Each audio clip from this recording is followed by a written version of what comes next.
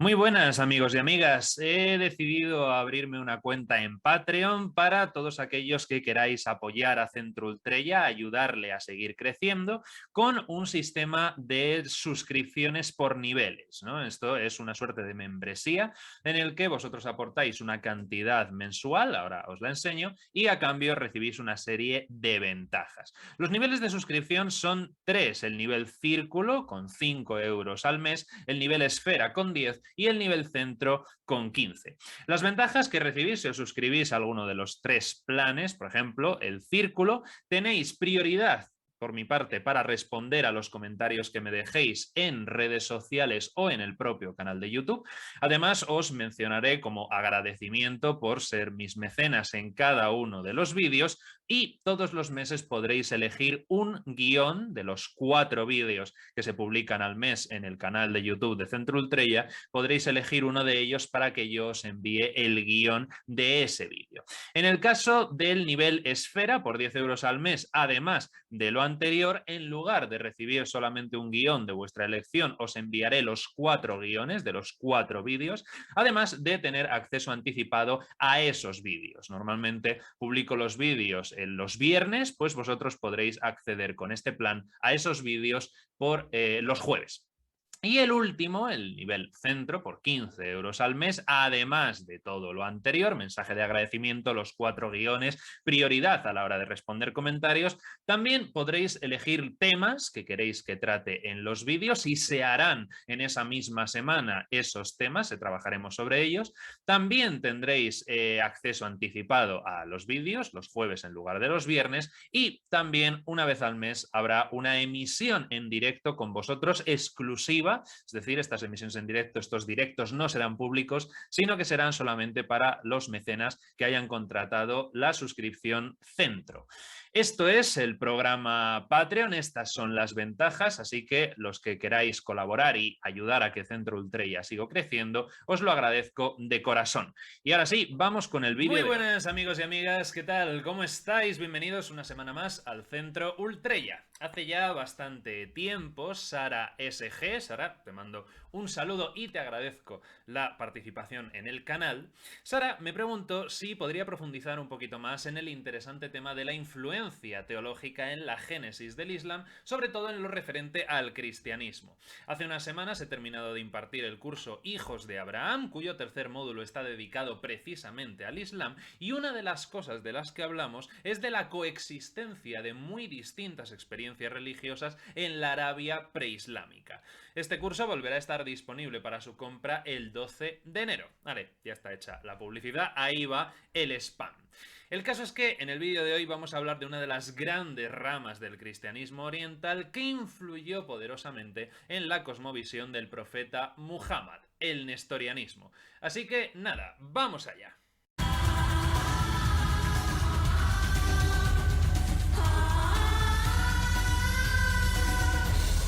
Tenemos que empezar considerando que en la península arábiga había comunidades cristianas muy importantes desde al menos el siglo III, dinastías cristianas en las fronteras de Siria y Mesopotamia, tribus de beduinos cristianizadas y comunidades cristianas urbanas enteras convivían en el mismo territorio.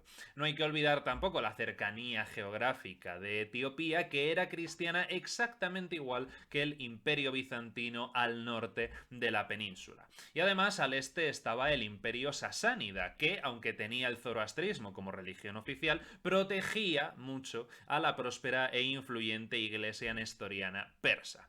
Y esto es lo relevante, que el cristianismo de la región era mayoritariamente jacobita, que es el que sigue en la actualidad la iglesia ortodoxa siriana, y nestoriano. Sobre este último es sobre el que vamos a hablar.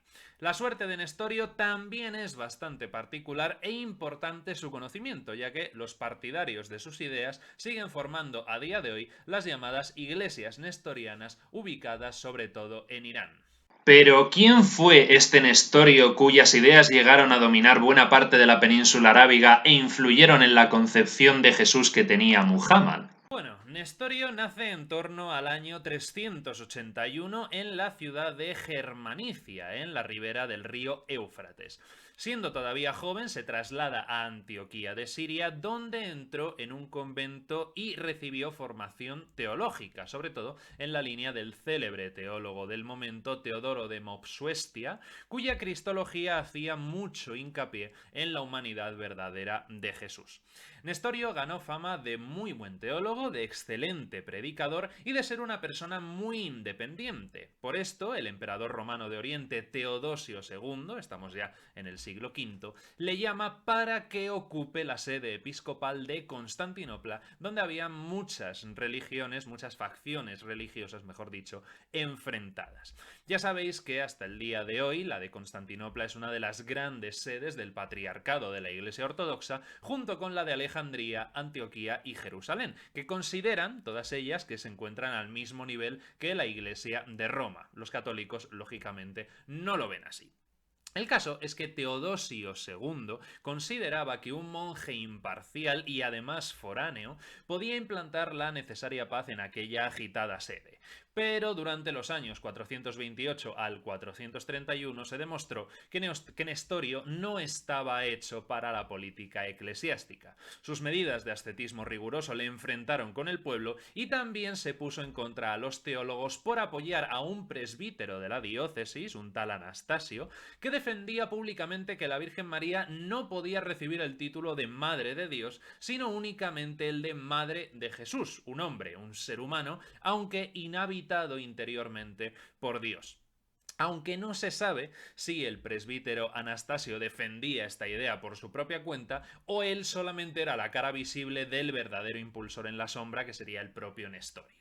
En fin, un cacao muy gordo, esto de la veneración en qué medida de María, del que si queréis hablamos en más detalle en otra ocasión.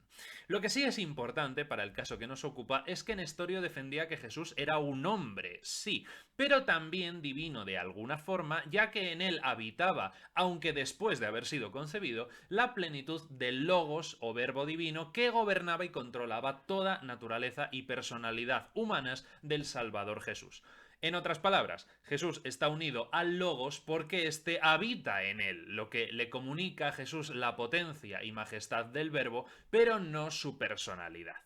Esto es lo que defendía nuestro buen amigo Nestorio, que contradecía el sentir común de los teólogos mayoritarios, que entendían en Jesús dos naturalezas, pero solamente una persona, la divina. Y esta disputa acabaría llegando hasta Alejandría, donde era obispo el teólogo y polemista Cirilo de Alejandría, famoso por la película Ágora de Alejandro Amenábar. En la película aparece como directo responsable del asesinato de Hipatia y la cinta lo presenta como cabecilla de una lucha entre cristianos y paganos. En realidad el debate sobre la implicación de Cirilo en la muerte de Hipatia sigue abierto, aunque es cierto que Cirilo de Alejandría fue conocido, entre otras cosas, por sus persecuciones a otros cristianos, como los novacianos y los mesalianos, a la persecución y la expulsión de los judíos de Alejandría y por la presión que ejerció contra los paganos y su, digamos, desavenencias con el poder imperial. Todo un personaje que se enfrentaría vivamente a Nestorio. Ya sabéis que entre las dos ciudades, Constantinopla y Alejandría, las dos más importantes del Imperio Oriental en aquel entonces, existía no solamente una rivalidad política y económica, sino también teológica. Así que esta disputa acabaría convirtiéndose en un incendio.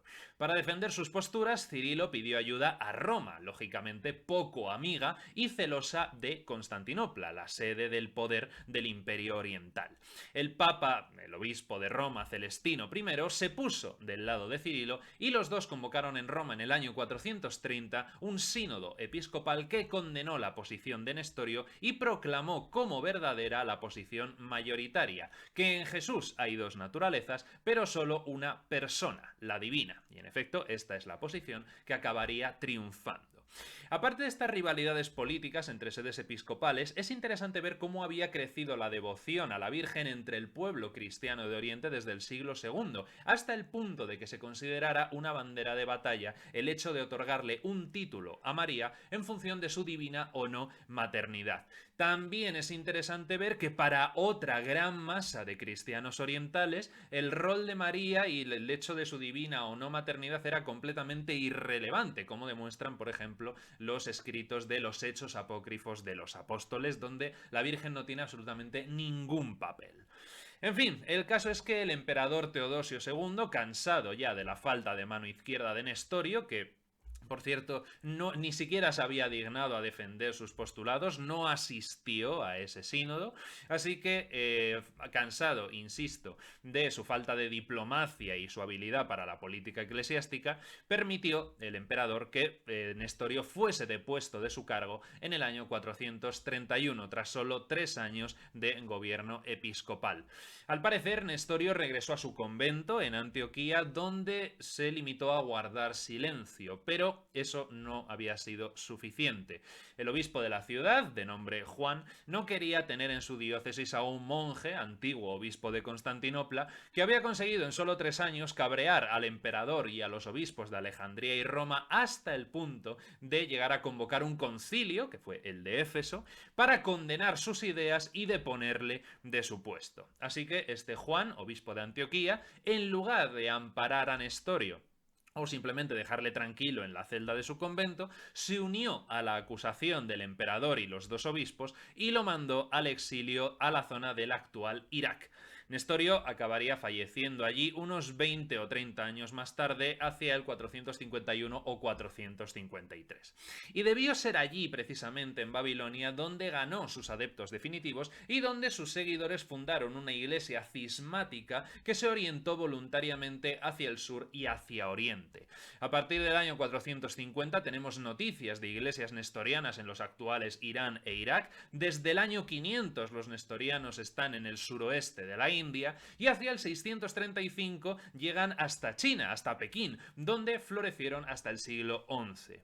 Igualmente hubo nestorianos en Turquía y otras zonas de Asia, y su máxima expansión se alcanzó durante los siglos XIII y XIV, ya una época muy alejada de la del profeta Muhammad. Llegaron a cubrir territorios que iban desde Turquía hasta Mongolia y desde el lago Baikal en Rusia hasta la India. En la actualidad el nestorianismo prácticamente ha desaparecido y ya solo quedan pequeños núcleos. La iglesia asirio-caldea, gran parte de la cual se integró en la iglesia católica justo después de la Primera Guerra Mundial, una iglesia nestoriana independiente dividida por un cisma desde 1968 y cuyos fieles se encuentran repartidos entre Estados Unidos, Siria, Irán e Irak, y núcleos de los llamados cristianos de Santo Tomás en la India, con un episcopado indígena.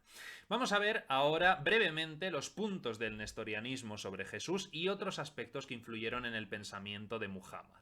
Primero, ya lo hemos dicho, para los nestorianos en Jesús existen 2 naturalezas, una divina y una humana, y 2 personas, una divina y otra humana. María solo puede llamarse madre de la naturaleza humana de Jesús, no de la divina. Por lo tanto, el título de Madre de Dios no es apropiado, sino que se prefiere el de Madre de Cristo. Y la unión del Logos, que es persona divina, con la persona humana de Jesús, se da simplemente por inhabitación, como ya hemos comentado.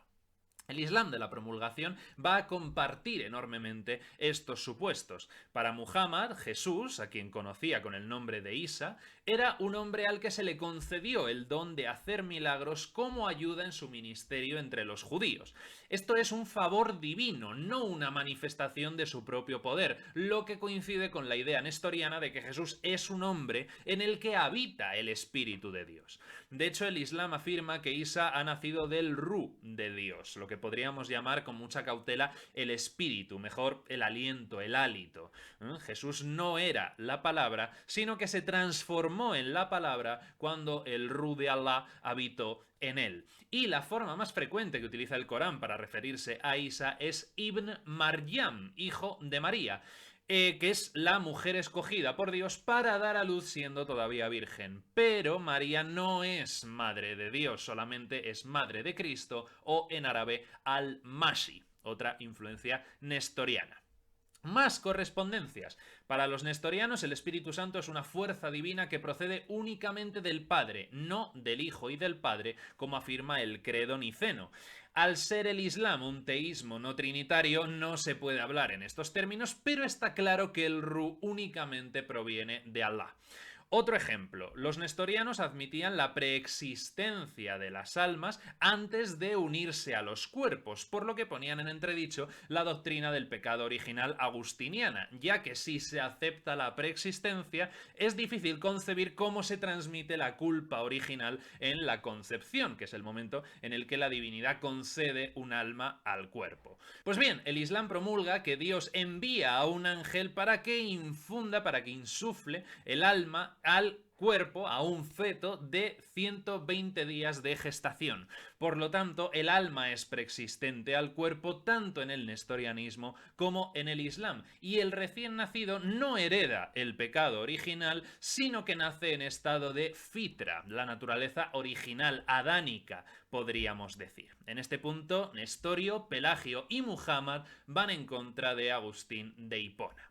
Para concluir, podemos decir que la visión que el Islam tiene de Jesús está tomada tanto de los jacobitas y nestorianos como de los evangelios apócrifos. La selección de María por Dios y su educación, tal y como aparece en el Corán, se asemeja en gran parte al protoevangelio de Santiago del siglo II, mientras que el milagro de la palmera y la corriente de agua cuando María va a dar a luz se encuentran en el evangelio del pseudo Mateo.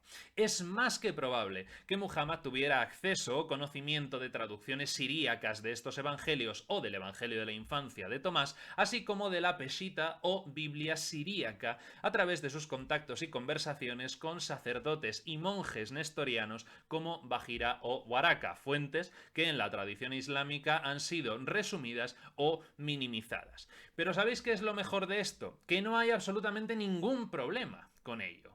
Puede haberse dado el caso de que a lo largo del vídeo los católicos romanos se enfadaran con los católicos orientales, o con los ortodoxos, y con los nestorianos, o con los musulmanes, o viceversa, pero esos enfados no tienen ningún sentido. La historia de las religiones se mantiene y se desarrolla en el tiempo gracias a estos choques, a estos embates que revitalizan la fe y la hacen enfrentarse constantemente con posiciones demasiado cómodas, evitando que determinadas ideas se conviertan en ídolos. Nestorio y las iglesias nestorianas posteriores son tan cristianos como cualquiera, pero vivían su cristianismo de una forma distinta a la mayoritaria en una época en la que el cristianismo todavía estaba constituyéndose.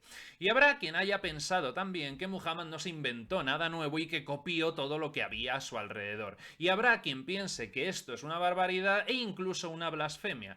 Pero no lo es. Muhammad estaba orgulloso de no estar inventando nada nuevo, sino recuperando la primitiva tradición de Abraham, aquella que facilitaba un contacto directo con lo absoluto, con el ser, con la realidad misma. Era incluso la tradición originaria del hombre, la de Adán antes de la caída, la forma natural de comportarse del ser humano con el cosmos. Eso era el Islam. Y para ello se hizo eco de tradiciones que a día de hoy son residuales, pero que han resistido en buena parte gracias a religiones más grandes y potentes.